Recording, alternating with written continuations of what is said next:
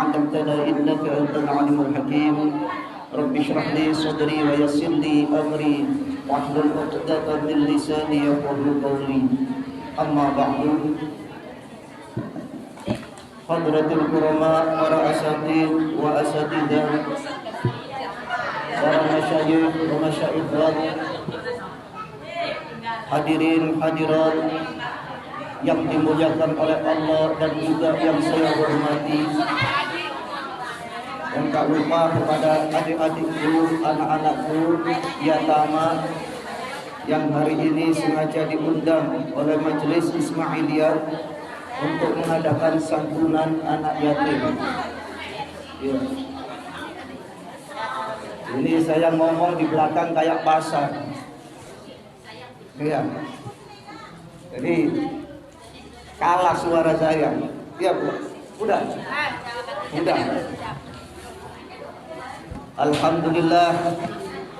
Puji syukur kita panjatkan kehadirat Allah Subhanahu wa taala yang telah ngasih nikmat kepada kita, nikmat jasmani dan rohani, nikmat kita memiliki umur yang panjang dan semoga berkah, nikmat kita bisa melangkahkan kaki duduk dalam suatu majelis ilmu, duduk dalam majelis ta'lim. Ini adalah salah satu nikmat yang patut kita bersyukur dan kita syukuri. Karena banyak orang yang sehat, banyak orang yang ngerti bahwa majelis ta'lim itu adalah Raudhatul Jannah, tapi banyak orang yang tidak sampai ke sini, Bu. Iya, Bu. Maka dari itu patut kita bersyukur. Ya, semua orang ingin masuk surga enggak? Iya. Raudhatul Jannah itu apa? Taman surga. Di dunia ini ada dua raudhah.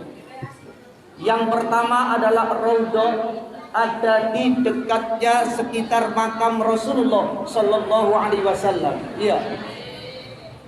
Ya. Yang kedua, di mana tempat raudhah itu? Yaitu di majelis ta'lim, di majelis zikir. Maka dari itu ibu-ibu kalau ingin selamat, ingin mendapatkan surganya Allah, yakni mari kita cari surga dunia dulu untuk sebagai sarana, yaitu bekal menuju kepada surga di akhirat kelak. Maka dari itu kita patut bersyukur bisa hadir dalam satu majelis, baik itu majelis ta'lim maupun majelis zikir. Mudah-mudahan semua yang hadir ini selalu dikasih kesehatan oleh Allah, selalu dikasih keberkahan umurnya oleh Allah, dan semoga kita semuanya termasuk orang yang husnul khotimah. Amin ya rabbal alamin. Salawat dan salam kita haturkan kepada junjungan kita Nabi besar Muhammad sallallahu alaihi wasallam, yang selalu kita harapkan syafaat beliau, yang selalu kita rindukan ingin berjumpa dengan beliau, yang selalu kita harapkan kita ingin di belakang benderanya daripada Rasulullah sallallahu alaihi wasallam. Maka dari itu, agar kita mudah dikenal oleh Rasulullah sallallahu alaihi wasallam, banyak-banyaklah sholawat atas baginda Rasulullah sallallahu alaihi wasallam. Untuk itulah ibu-ibu jamaah rahimakumullah, mari kita selalu berusaha semaksimal mungkin untuk menjalankan daripada sunnah-sunnahnya Rasulullah sallallahu alaihi wasallam. Bapak Ibu jamaah yang dimuliakan oleh Allah Subhanahu wa taala, hari ini kita mengadakan santunan anak yatim. Iya. Yang biasa kemarin mungkin tanggal 10 kita mengadakan santunan. Namun kemudian kita mungkin belum ada kesempatan, dan hari ini kesempatannya. Nyantuni anak yatim tidak harus ditentukan oleh tanggal. Nyantuni anak yatim tidak diharuskan di mana tempatnya. Kenapa kita harus nyantuni anak yatim? Karena anak yatim ini adalah kecintaan Rasulullah sallallahu alaihi wasallam. Kalau kita ingin mendapatkan kecintaan dari Rasulullah, maka cintailah orang-orang yang dicintai oleh Rasulullah sallallahu alaihi wasallam. Di antaranya kecintaan Rasulullah adalah anak-anak yatim. Makanya Rasulullah selalu, beliau sangat senang apabila berdampingan dengan anak yatim. Rasulullah sampai menganggap dirinya nanti di dalam surga, ana wa kafilul yatim fil jannah hakada. Aku nanti di dalam dengan anak yatim di surga, yakni seperti jari telunjuk dengan jari tengah. Sangat dekat. Makanya ibu-ibu kalau ingin mendapatkan kecintaan dari Rasulullah, maka cintailah anak yatim. Karena ini memang yang pernah dirasakan oleh Rasulullah sallallahu alaihi wasallam. Baginda Rasulullah sallallahu alaihi wasallam, beliau sejak kecil ditinggal oleh ayahandanya sehingga beliau menjadi anak yatim. Gak lama, umur beberapa tahun kemudian ditinggal oleh ibunya sehingga beliau menjadi yatim piatu. Langsung Rasulullah sallallahu alaihi wasallam, tiada lain dia akan selalu berdekatan dengan pamanda Rasulullah SAW, yaitu Abu Thalib sebagai pengasuhnya. Abu Thalib yang dianggap mungkin oleh sebagian daripada orang bahwa Abu Thalib belum pernah dia baca syahadat di hadapan Rasulullah SAW. Tetapi kita harus tahu, beliau adalah yang mengasuh sejak kecil Rasulullah SAW. Beliau orang yang paling dekat dan membantu perjuangan Rasulullah SAW. Tidak mungkin akan diabaikan oleh Allah Subhanahu wa taala. Tidak mungkin beliau ini kemudian dianggap orang yang kafir terhadap Allah Subhanahu wa taala dan Rasulullah SAW. Jangankan Abu Thalib sebagai pamannya, seseorang yang apabila dia menyantuni anak yatim, maka dia akan mendapatkan suatu kemuliaan dari Allah Subhanahu wa taala. Bapak dan Ibu sekalian, suatu ketika ada seorang pejabat lurah yang muslim didatangi oleh ibu-ibu membawa anak yatim. Dia adalah kelompok dari keluarga Alawiyin. Dia termasuk syarifah. Datang ke orang Islam. Orang ini adalah pejabat. Kalau di sini tingkatannya adalah lurah, itu didatangin. Ketika didatangin, dia dalam kondisi sibuk, dia ngomong, entar dulu sudah, tunggu aja dulu. Kalau enggak, pergi dulu, nanti kesini lagi. Tidak ada niat di dalam hatinya dia untuk ngemis-ngemis kepada orang. Dia akan mengingatkan saja, menguji tentang bagaimana kecintaan kita terhadap keluarga Rasulullah SAW, kecintaan kita kepada anak yatim. Maka kemudian di tengah jalan dia bertemu dengan orang Majusi.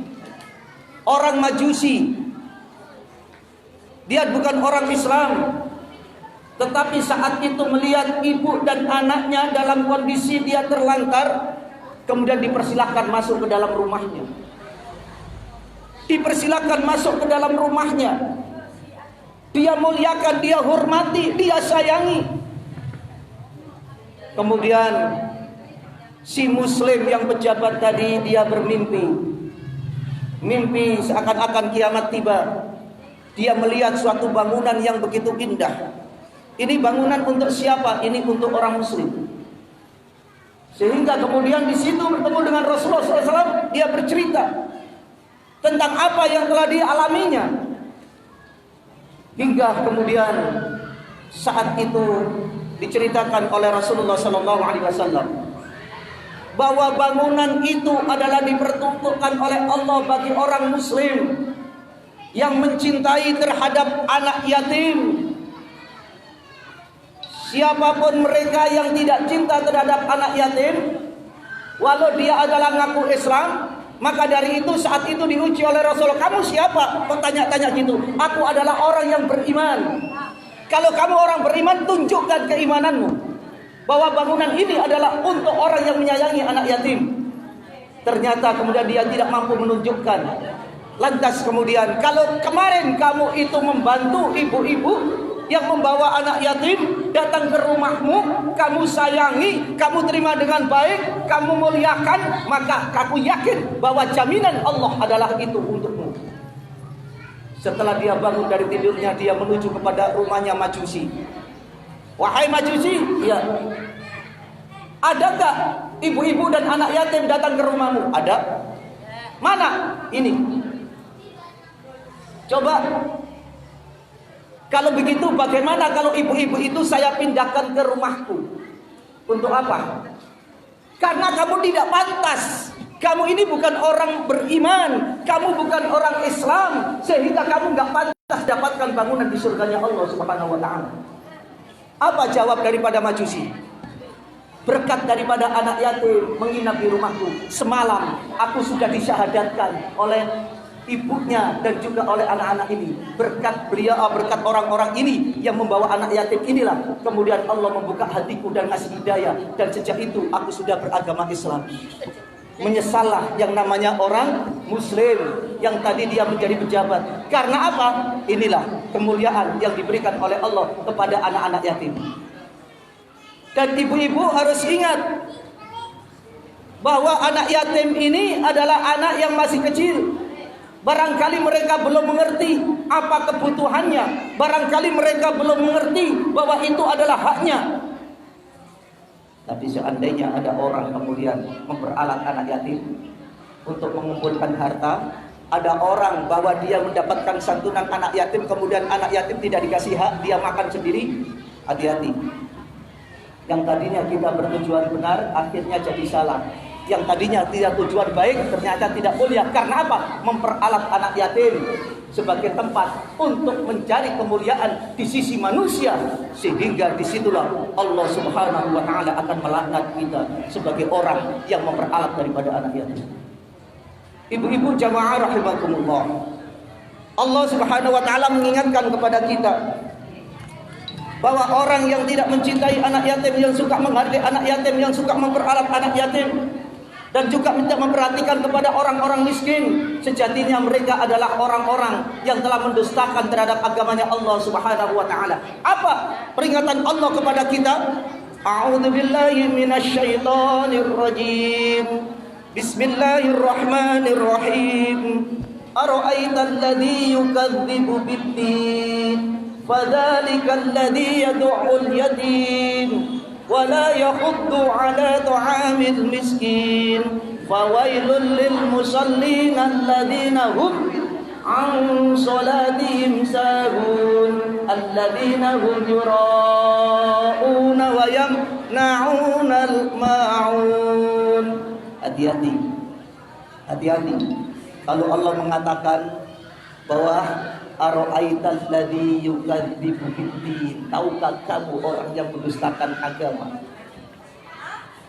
Pendusta itu termasuk sifatnya orang apa, Bu? Orang yang suka bohong termasuk sifat apa? Tanda-tanda orang apa?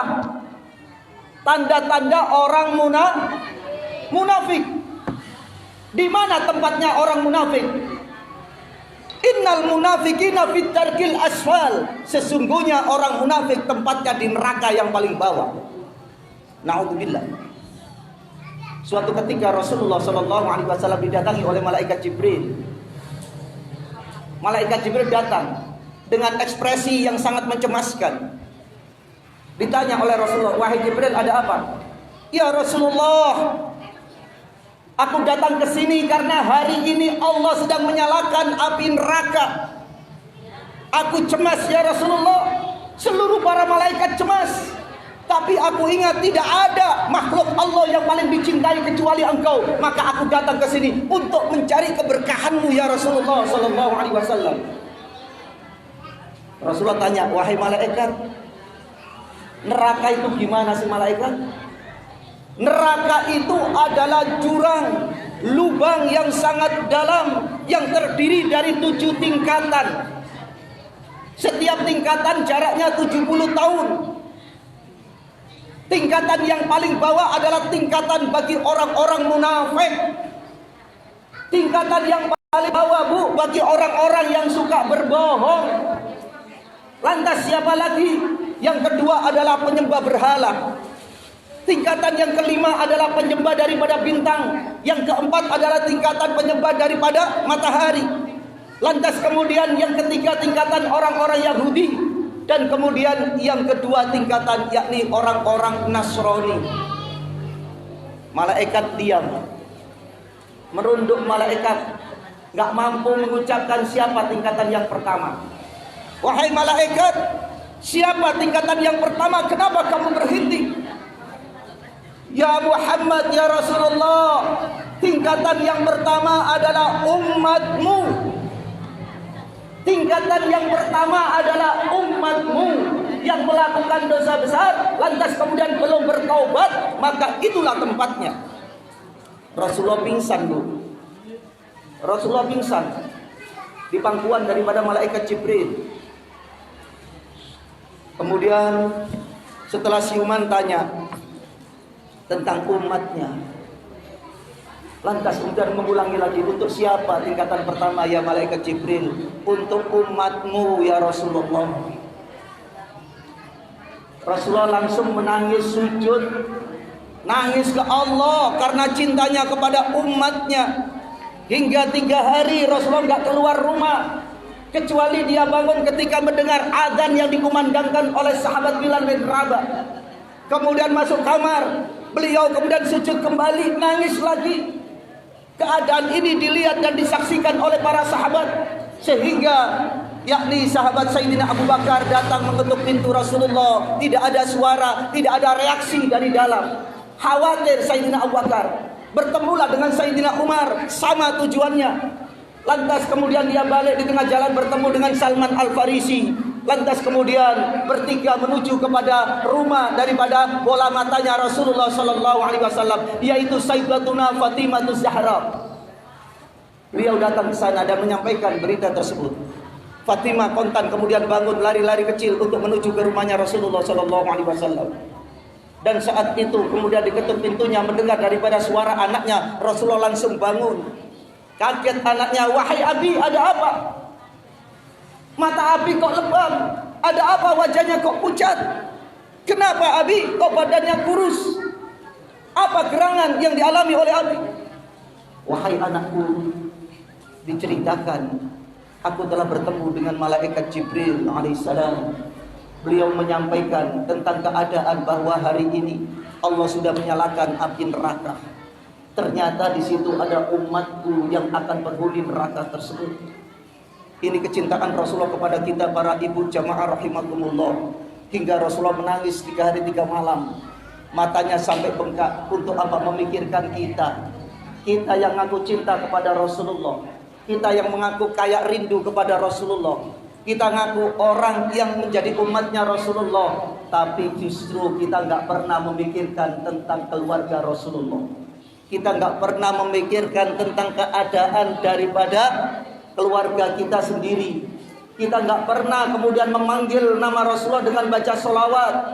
Justru kita enak-enakan. Karena apa? Karena kita terlalu cinta terhadap dunia hingga lupa terhadap Rasulullah yang kita harapkan syafaatnya nanti. Dan wasilah itu telah dilakukan, di mana kemudian kita dianjurkan untuk mencintai daripada orang-orang yang dicintai oleh Rasulullah. Maka dari itu orang yang dianggap pendusta agama adalah orang yang munafik. Hati-hati. Apa tandanya daripada orang-orang munafik? Fadzalikal ladzi yad'ul yatim. Orang yang suka membentak kepada anak yatim, orang yang suka menghardik kepada anak yatim, orang yang suka mencaci maki terhadap anak yatim, bukan disayangi tapi justru dia caci maki, dia sia-siakan. Padahal rumah yang dihuni anak yatim adalah sejatinya rumah tersebut adalah merupakan rumah yang masuk dalam lingkungan baunya surga Allah Subhanahu wa taala. Tidak ada penghuni daripada rumah ada anak yatimnya kemudian disia-siakan oleh Allah, tidak ada.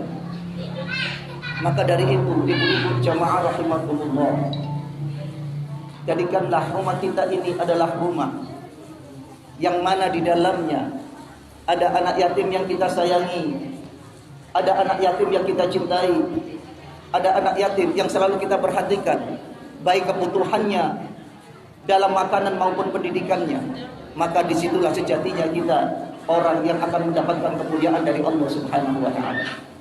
Namun apabila kemuliaan yang kita cari salah jalannya, ibu-ibu ngaku mencari bantuan untuk anak yatim, ibu-ibu mencari bantuan mendirikan yayasan anak yatim, ternyata kemudian bantuan tersebut masuk ke dalam rekening ibu dan campur aduk dengan makan bantuan-bantuan yang lain, maka harta anak yatim yang dimakan salah satu adalah yang dimakan adalah itu api neraka. Itu api neraka. Seandainya ada ibu menerima bantuan anak yatim, lah sekarang saya tanya, ibunya yatim atau anaknya? Yang yatim ibunya atau anaknya? Hati-hati. Seandainya bantuan ini adalah untuk anak yatim, lantas kemudian diterima oleh ibunya dan dipakai oleh ibunya tanpa izin daripada anaknya, maka di sini haram hukumnya bagi ibunya. Na'udzubillah. Gak enak-enak kita, karena ini adalah hak anak yatim. Kalau kita gunakan dengan cara yang tidak baik, maka sesungguhnya perut kita yang makan daripada harta anak yatim tersebut adalah termasuk neraka, yaitu neraka syair bagi orang yang memperdaya daripada anak-anak yatim. Ini yang sering kita lihat, ibu-ibu. Orang bangga mendirikan yayasan anak yatim, orang bangga kemudian mendirikan pendidikan dengan atas nama anak yatim, dan orang-orang bantu kemudian ini adalah untuk anak yatim, ternyata dicampur adukan harta tersebut, maka hak anak yatim juga dimakan oleh orang-orang yang bukan yatim. Harta anak yatim juga dimakan oleh orang-orang yang mengaku dirinya yatim padahal tidak. Maka sejujurnya itu menjerumuskan dirinya ke dalam api neraka. Na'udzubillah. Yang menerima amanah juga kayak demikian. Ini bahayanya anak yatim. Hati-hati. Ya, siapapun. Hari ini penuh dengan fitnah, Bu. Ibu merasa enggak sekarang enak-enak ibu-ibu duduk dalam suatu majelis. Hari ini ibu bisa mendengarkan dari pengajian bagaimana nasib daripada anak-anak kita nanti. Mendekati kiamat, ilmu diambil oleh Allah, semuanya jadi bodoh. Bodoh itu bukan berarti mereka tidak ngerti ilmu, tidak. Tetapi bodoh tidak melaksanakan daripada ilmu yang dimilikinya. Justru dia melakukan hal-hal yang sebenarnya itu diharamkan jadi halal karena kecintaannya terhadap dunia. Ini yang dialami. Mudah-mudahan kita dijauhkan dari itu semuanya. Lantas siapa lagi mereka yang dipandang daripada orang pendusta agama? Siapa? Wala yahuddu ala tu'amil miskin. Orang yang tidak mau memberi makan kepada orang-orang miskin. Tetangganya miskin tapi dia selalu memperhatikan daripada orang-orang lain. Tetangganya kelaparan tapi dia selalu minta memberikan bantuan kepada orang yang bukan daripada haknya. Sebenarnya kewajibannya adalah orang-orang yang dekat. Maka dia termasuk orang-orang pendusta agama, ngaku cinta kepada Rasulullah, ngaku cinta kepada Allah, tetapi dia menjauhkan diri dari orang-orang yang dicintai oleh Allah Subhanahu wa ta'ala. Maka dari itu Rasulullah mengingatkan kepada kita, Habibullah ila ibadihi Habibkumullah. Kalau kita ingin mendapatkan kecintaan dari Allah melalui daripada hambanya Allah, maka kamu akan dicintai oleh Allah Subhanahu wa ta'ala. Cintai hambanya Allah dulu. Siapa mereka? Anak yatim. Siapa mereka? Adalah orang-orang miskin. Siapa mereka? Adalah manusia-manusia yang dekat dengan kita. Siapa mereka? Adalah orang-orang yang memang minta pertolongan kepada kita. Siapa mereka? Apakah mereka hanya orang muslim saja? Tidak. Semuanya ini adalah makhluknya Allah.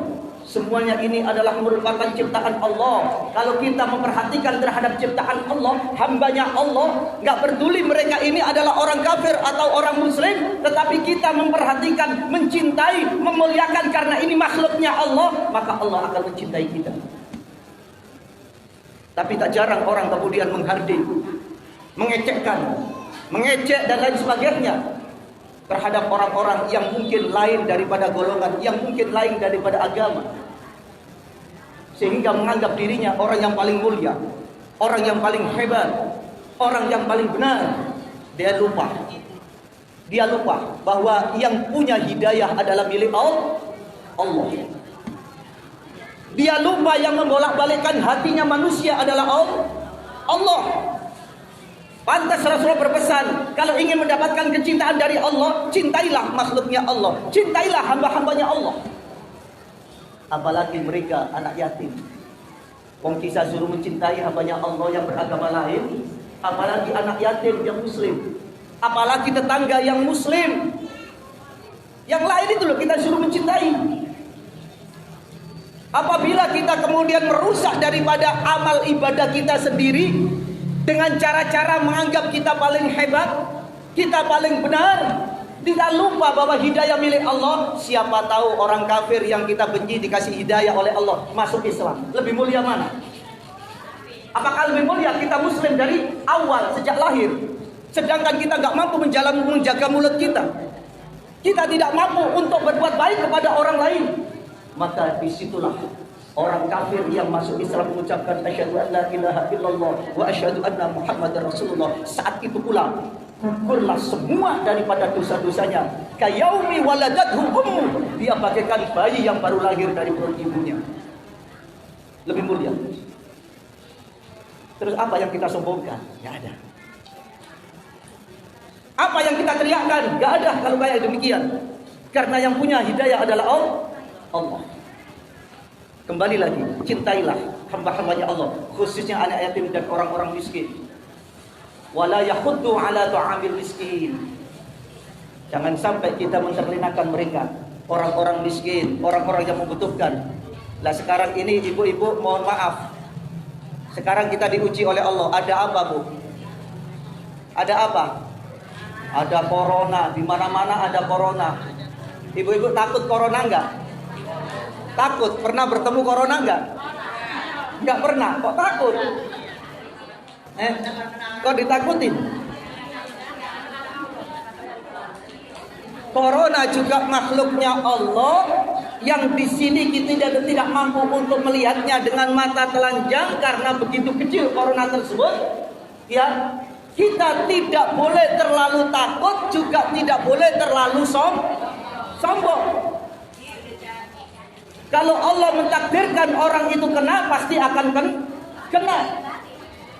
Maka dari itu ibu-ibu, ikutilah aturan pemerintah. Kalau kita disuruh pakai masker, pakai masker.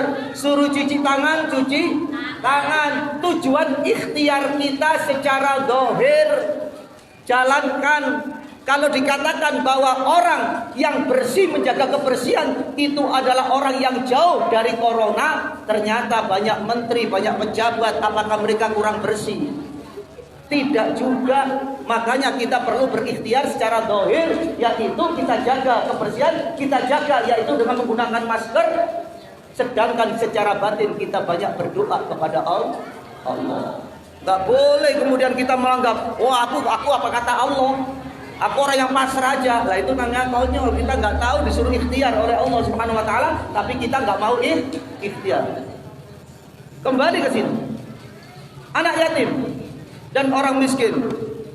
Fawailul lil musallin alladzina hum an salatihim sahun. Kemudian selanjutnya siapa mereka? Ibu-ibu kalau membaca ayat ini jangan berhenti fawailul lil musallin. Kalau fawailul lil musallin apa artinya? Celaka bagi orang yang sholat, maka sholat celaka.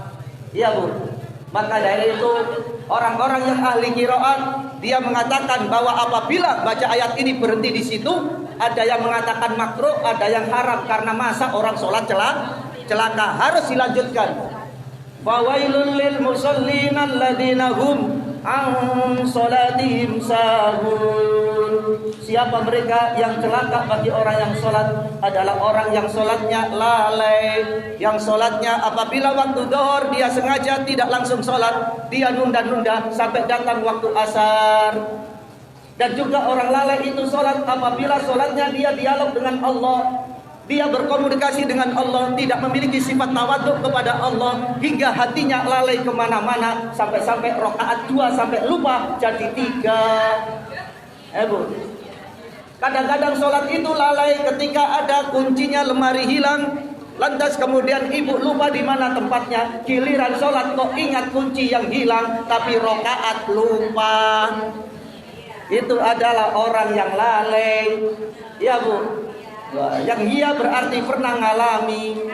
Alhamdulillah saya nggak pernah ngalami.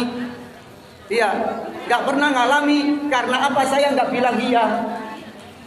Ini adalah kebiasaan ibu-ibu. Padahal sholat ini adalah kita dialog dengan Allah. Kita diajarkan untuk memiliki sifat tawadhu. Kita diajarkan memiliki akhlakul karimah. Maka dari itu ketika sholat, lihat wajah kita, jangan pandangan kita jangan ke atas. Sholat kita bisa jadi makruh, jadi haram. Apabila kita memandang ke atas, tidak ada sifat tawadhu terhadap Allah. Tunjukkan sifat kita tawadhu terhadap Allah. Pandangan, lihat tempat sujud kita di mana. Iya, baca surat, baca Fatihah, lihat pandangan di tempat sujud. Lah ini diajarkan kepada anak-anak kita, apabila bicara dengan orang tua jangan melihat melotot ke dalam orang tua. Dikasih tahu kok melotot ke wajahnya. Lah ini karena tidak memiliki sifat tawadhu, nggak pernah diajarkan. Tetapi kalau orang sholatnya benar, insya Allah dia tidak akan berani memandang wajah orang tua ketika orang tua mau ngomong. Tidak berani memandang wajah guru ketika guru sedang ngomong. Justru dia akan merendah karena sifat tawadhunya ketika sholat juga kayak demikian. Lantas apa lagi? Sholat diajarkan tawadhu. Hamba Allah kita nggak punya apa-apa. Namun ketika sholat sampai kepala kita dan kaki kita disamaratakan. Karena apa? Ini menunjukkan bahwa kita tidak memiliki daya apa-apa di hadapan Allah. Ketika sujud sama nggak kedudukan daripada kepala ibu dan juga kaki ibu? Di saat itulah ibu-ibu ada doa yang sangat mustajab. Doa yang sangat makbul. Apabila punya anak nakal, apabila punya anak susah untuk diatur, maka mintalah kepada Allah di saat sujud yang terakhir. Sujud yang terakhir. Ya. Kalau ibu nggak bisa mengucapkan, ucapkan dengan membaca ihdinas siratal mustaqim 7 kali. Ihdinas siratal mustaqim 7 kali. Bacanya jangan buru-buru. Ihdinas siratal mustaqim. Ihdinas siratal mustaqim. Bayangkan wajah anak kita. Tunjukkan bahwa ucapan kita itu mendoakan kepada anak kita. Ihdinas siratal mustaqim. 7 kali baca. Kalau imam baca ini 7 kali, yakin makmum balik-balik ngangkat-ngangkat kepala. Kok lama banget? Akan terjadi gitu karena apa? Imamnya kok lama banget sujudnya. Gak seperti biasanya, iya. Makanya kalau imam baca itu dikasih tahu makmumnya dulu. Maaf ya jamaah, nanti sujud terakhir agak lama. Bacalah ihdinas siratal mustaqim 7 kali. Biar makmum tahu. Jangan egois imamnya. Semaunya sendiri sudah baca suratnya panjang-panjang. Ditambah lagi sujud. Ini doa yang mustajab bagi ibu ketika sholat. Ya, ihdinas siratal mustaqim. Baca 7 kali. Insya Allah mudah-mudahan Allah mengabulkan apa yang kita inginkan, khususnya bagi anak-anak kita yang mungkin susah untuk kita atur. Kalau sholat ini benar ibu-ibu, nggak lalai, insya Allah yang namanya inna sholata tanha 'anil fahsya'i wal munkar ini pasti akan dapat kita raih. Maka dari itu jangan sampai kita senang untuk menyantuni anak yatim tapi lupa untuk memberikan pendidikan kepada mereka. Kalau kita santuni, habis duitnya dipakai apa? Tetapi tolong perhatikan pendidikannya. Ngajiin mereka. Ajarkan Al-Quran kepada mereka. Maaf.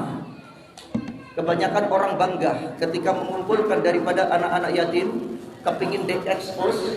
Kepingin kemudian dia itu dipuja oleh manusia. Kepingin dia itu mendapatkan kedudukan yang dia inginkan. Sehingga dia kumpulkan anak-anak yatim.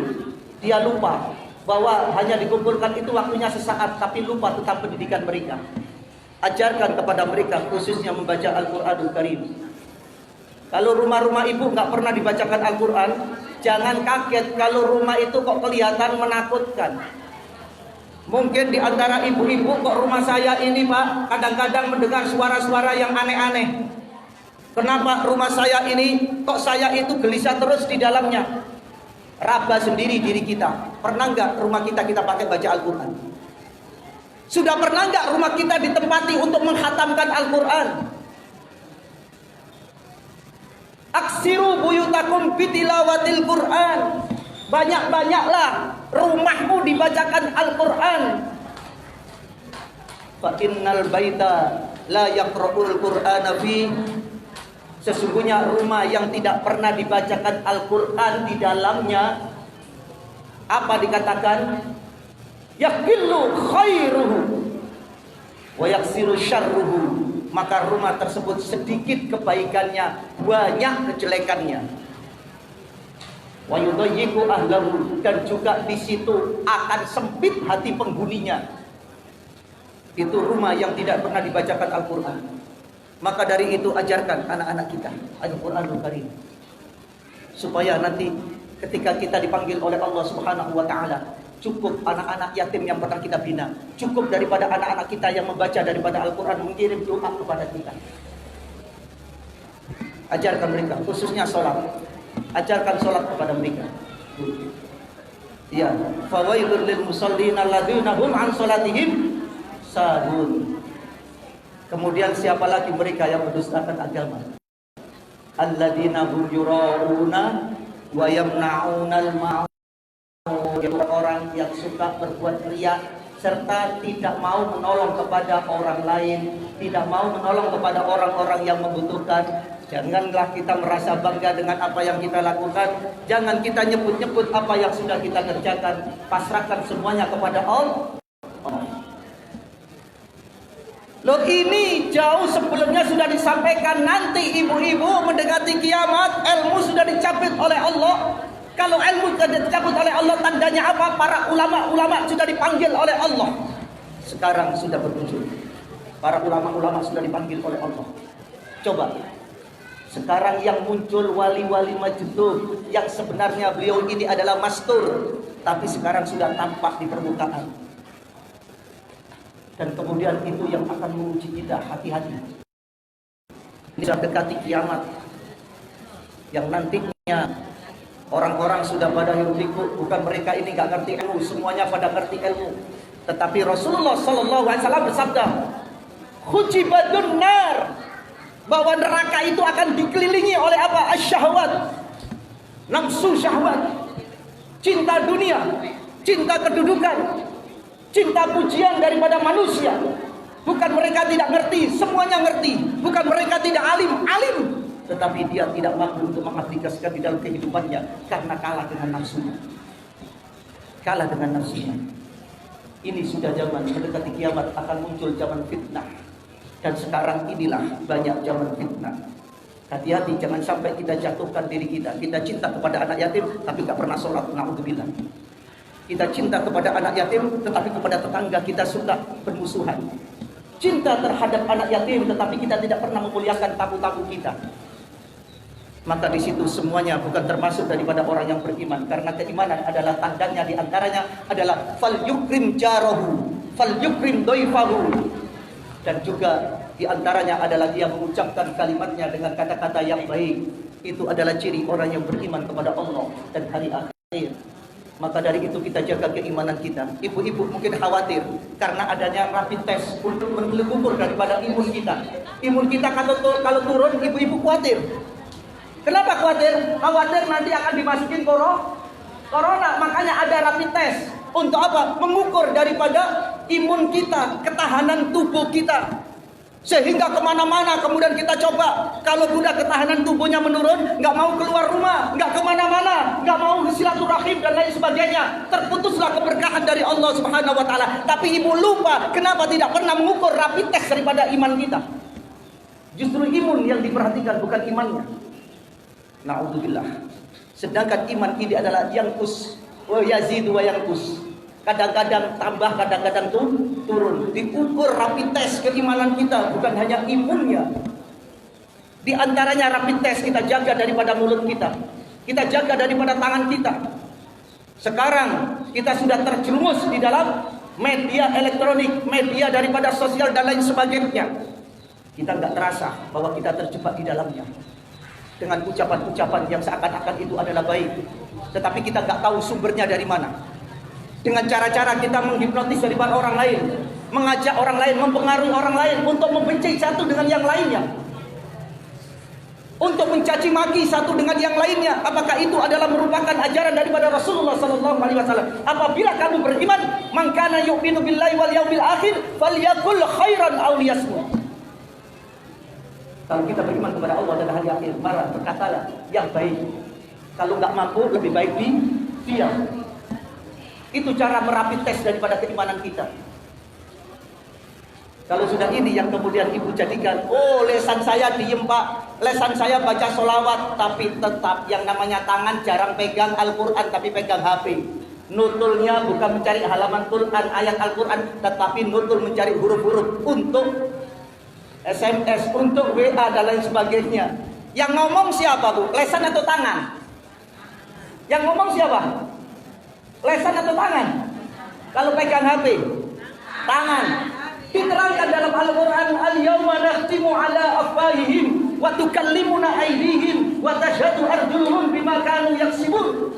Pada hari itu nanti yang namanya mulut akan dikunci oleh Allah Subhanahu wa taala. Tangan yang bicara, kaki yang akan menjadi saksi, bukan orang lain, kaki kita. Yang akan terjadi kan demikian. Enggak nunggu kiamat sekarang berarti sudah dekat kiamat.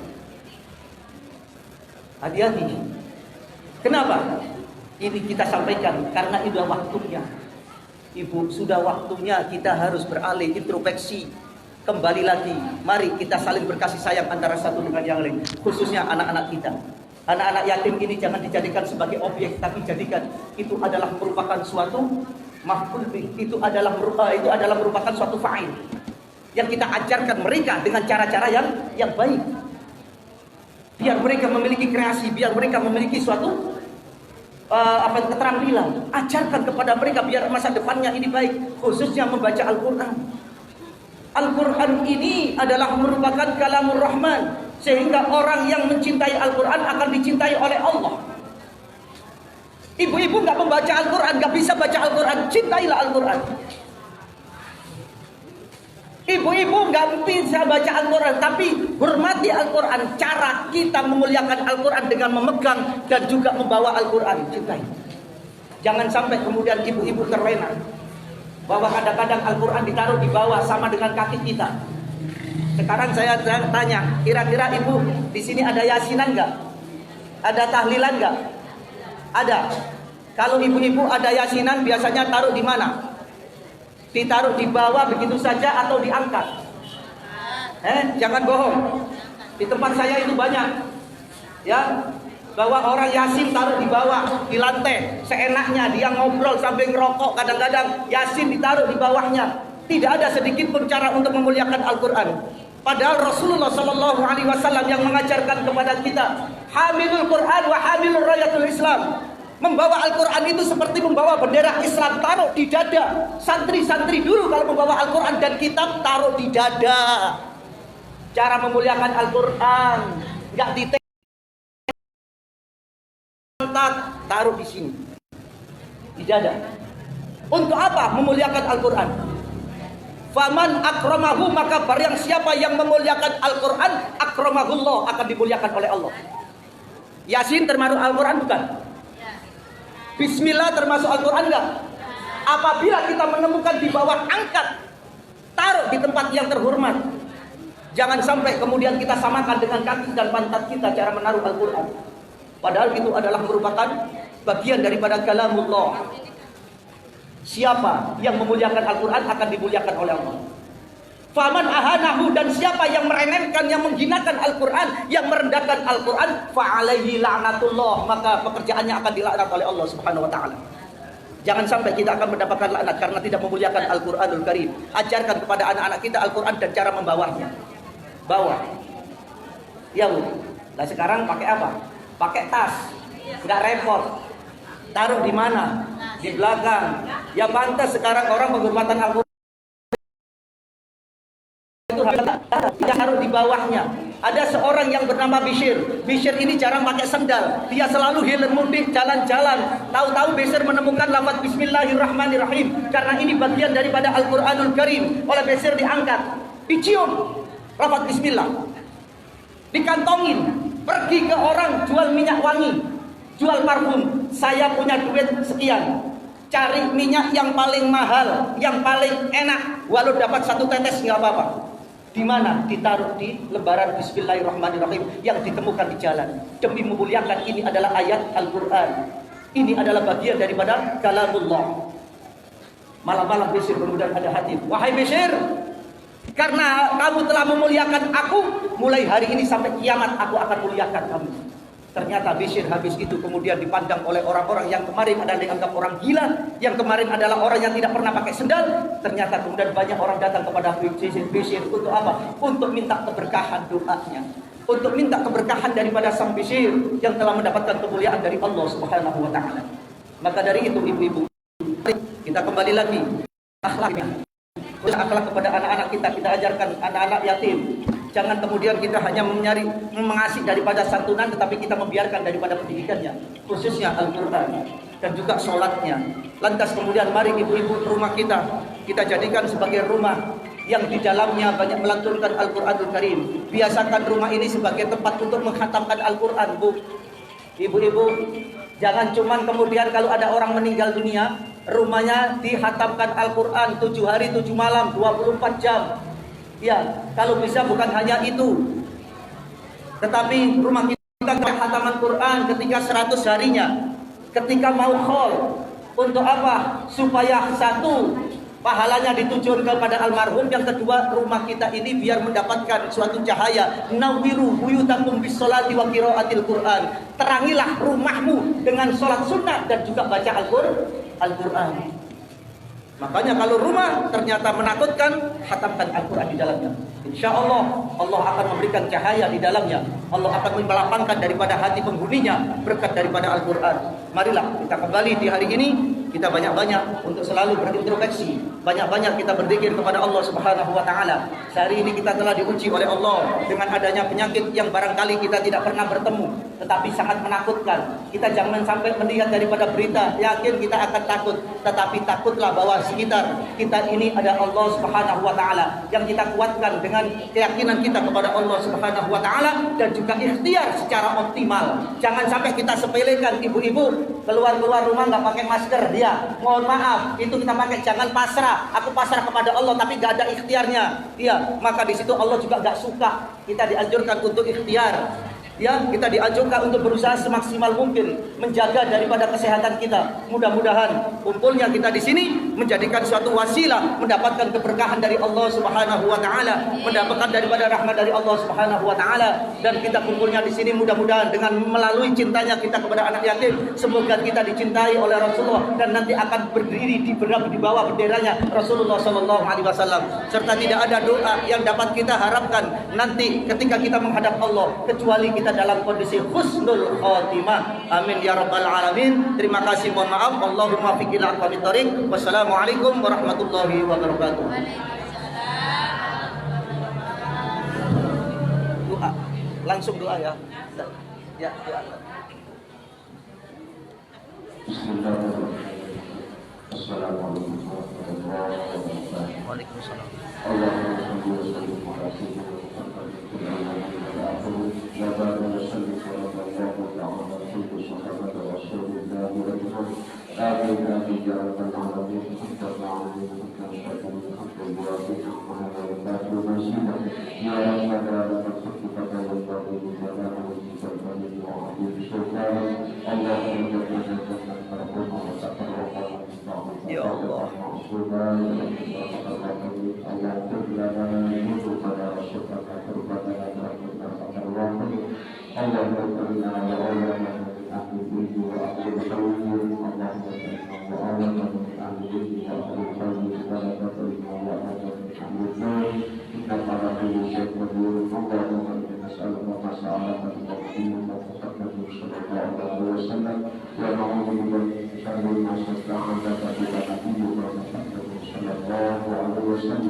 ربنا تقبل منا انك انت السميع العليم وتب علينا انك انت التواب الرحيم وتب علينا انك انت التواب الرحيم وتب علينا يا الله انك انت التواب الرحيم ربنا اتنا في الدنيا حسنه وفي الاخره حسنه وقنا عذاب النار Subhana rabbika rabbil izzati amma yasifun wa salamun alal mursalin walhamdulillahi rabbil alamin.